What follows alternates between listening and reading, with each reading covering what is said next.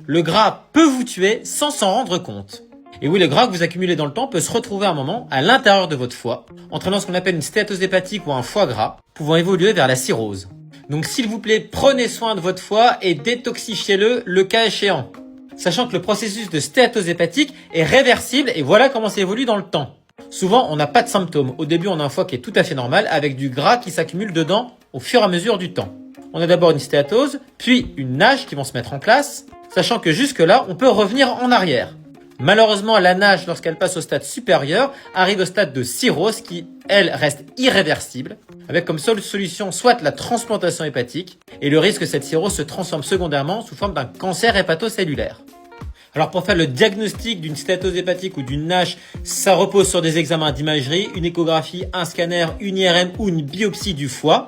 Et une fois le diagnostic posé, s'il n'y a pas de complications associées, c'est là où il faut mettre en place des règles hygiéno-diététiques et retrouver la cause de cette NASH. Les causes les plus fréquemment trouvées, l'obésité, l'hypercholestérolémie, l'hypertriglycéridémie, certains médicaments, le diabète qui est mal contrôlé. Et donc c'est en traitant toutes ces causes et en équilibrant toutes ces causes au fur et à mesure du temps qu'on va pouvoir revenir en arrière sur un foie normal.